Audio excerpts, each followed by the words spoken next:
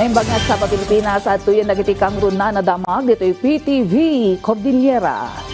Bonteria ti Baguio Water District apang 20 produksyon da iti danom iti aging 10,000 cubic meters per day. Tapno maragpati ka sa pulan a danom ti populasyon aging inton 2035. Manamnam nga min a manayunan iti 2% ti populasyon ti syudad. Basar iti 10-year population agi 625. Ang iti report ni tourist arrivals ti syudad iti kapada a period at di man 2 million tunggal tawen. Segundo iti bawa di nasken a mapagsaganaan daytoy tapno awanti rumswa a kinakurang ti supply ti danom iti masangwanan. Iti 2025 nang ipatumpal ti opisina iti 7 a water supply expansion projects tapno nan anay a masuplayan dagiti consumers a manamnama a milpas ita atawen.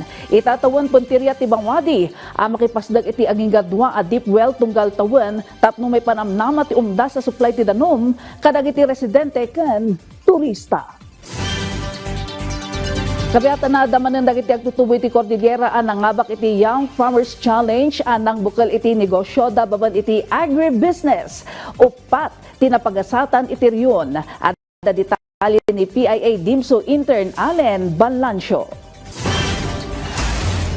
Agtultuloy ti programa ti Department of Agriculture tatno mapapigsa ti interes dagiti agtutubo iti agrikultura. Karaman kadigiti inisyatibo dati Young Farmers Challenge Regional Startup Competition nga addan panggap a maawis dagiti agtutubo asumrek iti agrikultura ken agribusiness ken masolbar ti pakasaknan iti aging farmers. Very general goal ng YFC is to provide opportunities for the youth.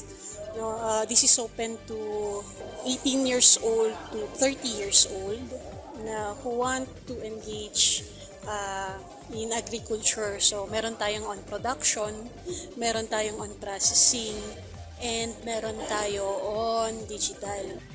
Iti kompetisyon itay laang nabiit, upat ayang farmers dito'y rehiyon tinapagasatan. Iti production category, nangabak ti JD's Hito Production ako kwa ni Joshua Dauwan, ti Kalinga, para iti produkto na nga embutido na aramid manipod iti catfish. Nangabak matlang ti Harvest and Hatch ni Raymar Omekkas, manipod matlang iti Kalinga, ang mangisirserbi iti chicken pastel ken chicken jerky. Iti meat processing category, nangabak ti Buoy Food Productions ni John Glenn Libag, manipod Benguet, ang mangijajaya iti Kiniing Inspired Highlanders Wine, Lumawig Edition. Nangabak matlang ti Bincharon ni Ryan Rebolledo, ti Kalinga, babaan iti white beans chicharon a produkto na. Tunggal nangabak, kat umawat iti 150,000 pesos nga startup capital a mabalinda nga usaran iti panagpaduras pay iti negosyo da. It is a Benguet heritage and a battle kasi it contains yung mga harvest ng Benguet. Yung main ingredients niya, strawberry, cabbage, carrot, beetroot, lemongrass, and lemon. And we have the Kiniing inspired, so in-smoke natin siya like a Kiniing, pero dito walang meat. Not only with their connections and their help po sa mga trainings, yung grant po alone na binigay po nila sa amin, natulungan po kami na makapag-produce ng mas better quality na mga products po. Nagkaroon po kami ng lakas na loob na ipakilala sa market kung ano po yung nagawa naming product. Dagiti nangabak iti nasa OWA kompetisyon kat mapadayawan inton February 27. Manipod iti Philippine Information Agency Cordillera, PIA DIMSO intern Allen Balancio, para iti Pambansang TV, iti Baro a Pilipinas. Dagiti kang luna na damdamag dito'y PTV Cordillera. I-like, i-follow, kan ag-subscribe iti social media platforms ti PTV Cordillera, iti Facebook, TikTok, and YouTube. Para iti PTV Balita ngayon sa probinsya, siyak ni Ana Sunduan na imbangal daw.